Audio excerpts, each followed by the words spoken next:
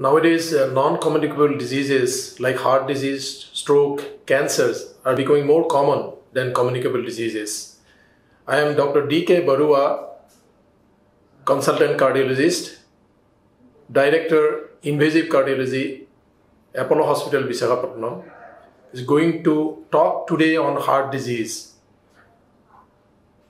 As all of us know that heart is a muscle, it has to pump. You can see this model. This model shows that the heart consists of muscle, it about 400 to 500 grams of muscle, and it needs to pump throughout the life. And for that, it needs lots of energy. And those energy come through blood supply. You can see heart has got 3 blood vessels, 2 on the left side, 1 on the right side. And through this blood, heart gets nutrition to work throughout the life. Once heart stops, everything will stop. And if you see this model, these are the arteries, and this is a cut section of those arteries. So this is the normal lumen of the artery. This is a wall. And you can see that yellow, some deposition. This is a complex fat deposition in the wall of the artery. So these arteries, that's how blocks develop. You can see the deposition initially becomes small, gradually it will increase. And when it becomes more than 50%, person will start developing symptoms.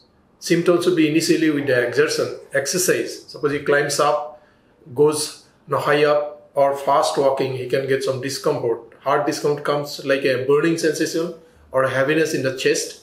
It can radiate to the left arm, or sometimes some people develop breathing difficulty. Some people develop palpitation, excessive heart beating while walking. But important thing that once these symptoms come, if you take rest, it will subside. So these are very typical symptoms. Heart symptoms always aggravated by exertion.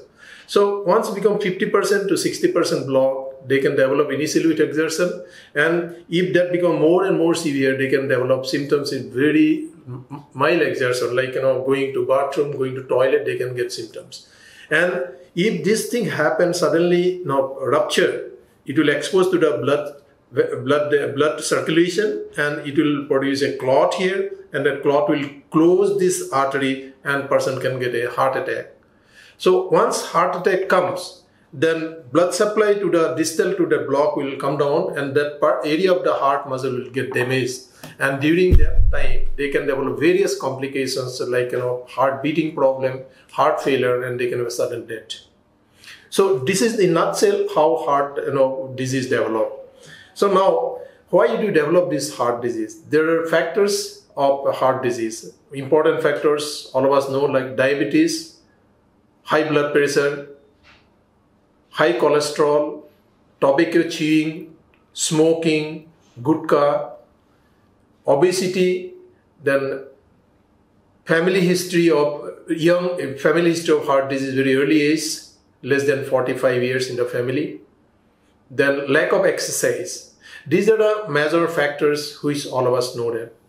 But there are nowadays some other factors which are contributing developing heart disease, especially in the younger age group. Yesterday I saw one patient who came with an acute heart attack, 30 years old. You can say 30 years old boy who came with heart attack. And he has only one risk factor. He has a very strong family. His father died at around 36 years. So family history is very important for the younger generation. Apart from other risk factors which I am going to come, this particular young man, luckily he came within 3 hours of his chest pain. So we did angiogram, we opened the block, putting a stent, so heart damage can be saved. So this can be done if somebody comes very early hours. If more than 6 hours, heart will get damaged. Sometimes you may not be able to prevent significant damage of the heart. Now, in the younger generation, heart disease is little different, because this come very fast, very early age group, and it can come maybe sometimes without warnings. Yesterday, a young man, I asked him, did you have any symptoms? He said, I didn't have any problem before. He used to exercise, he used to do walking 2 hours, he was telling. So this is very, very, kind of scary, If you get some warning symptoms, you can come to doctors, you can come to hospital. But without warning symptoms, suppose somebody develop heart attack, this is really scary. So in that case, we have to be more careful. So let us discuss why this young generation gets heart attack nowadays. So nowadays, some factors are contributing to this. One of the most important factors is the diet, very bad food habit, junk food, leading to increased excessive weight, very fast gain of weight, obesity, which is very, very common factors nowadays in developed countries as well as in developing countries like India. Second is the excessive smoking. Smoking become more and more common, especially even ladies, girls, smoking has become more prevalent. Third is the excessive alcohol intake. Excessive alcohol intake is also not good for the heart because that will produce a lot of other complications like fluctuation of the blood pressure, excessive sugar, then lead to various other addictions along with alcohol. Third thing is the recreational drug habit, which has become a social menace. You can see India in various metros, even small cities, we are getting drug addicts. So this has become one of the major problem in European countries now just coming to India. So this is another important factor. Second, we have seen that in India, a lot of tobacco, not only smoking, various forms of tobaccos are available everywhere, like pan, jarda, these gutkas, all these things are getting used by the young generations. Even nowadays, you can see the village people are using this. That's why even hard workers like cultivators are getting heart attack. So these are different factors. Another important factor is the stress. Stress is very important. Nowadays, young generations are getting excessive stress in very early age group. This either job stress, prolonged work without proper sleep, without proper recreation, without proper diet, they can have excessive stress. There is a gap between the job and the relaxation. We don't have time to relax. So these are become one important factors. Reason is very simple because of rapid urbanization. So these factors sometimes unavoidable. We cannot avoid because of we need to go forward. But at the same time, we need to know how to live. So we have to prevent this problem, prevent this heart disease. Not only we should develop, we should have money, we should have cars, we should have a good family, but at the same time we need a good health. So this particular menace, I should say, it is a dreaded disease which should be prevented. And prevention can be done by your good lifestyle, good food habit, and most important, the regular exercise. Regular exercise is best medicine to prevent this particular disease. There are no other medicines available except this. This is very, very important. We should remember any form of exercise, and mostly it is kind of dynamic exercise like walking, swimming, treadmill. These are the exercises which really help in the heart disease. Of course, there is a lot of contribution by yoga, meditations. So these are combination of yoga, meditation, and dynamic exercise. It significantly reduce heart disease. If somebody can do 30 minutes to 40 minutes exercise daily, brisk walk suppose, swimming, even 3 to 4 days in a week, heart disease can be prevented to significant extent. Not only heart disease, you can prevent diabetes, you can prevent hypertension, even to some extent you can prevent cancer. So exercise has got multiple benefit to the body. So this is very important. Second is need to have a good healthy diet. Take a lot of natural food like vegetables.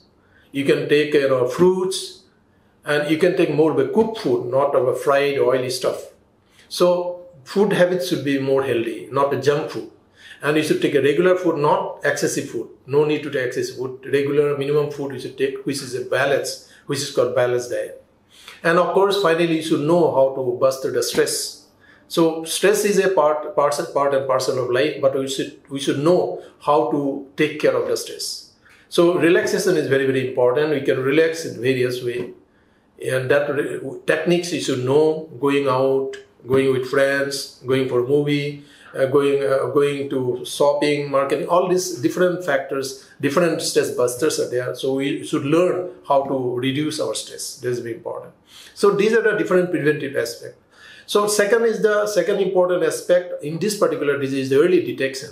Because as I told you, sometimes people may not get symptoms. So in that case, we will have to detect this disease before it attacks somebody. So this detection can be done by early checkup, early health checkup. Somebody crosses 25, you need to have a regular checkup. This is most important. A battery of tests will be available in all corporate hospital, even government hospital. Go to a physician, go to a cardiologist, do the checkup regularly, and this problem can be detected early. No need to go for a very high kind of profile test. Do the routine test regularly. That can be prevented. Doctor will advise what to be done. So early detection can be done by regular health checkup. So prevention is the best medicine for this particular disease, and early detection is the best way to at least prevent complication or sudden death. Of course, finally, treatment.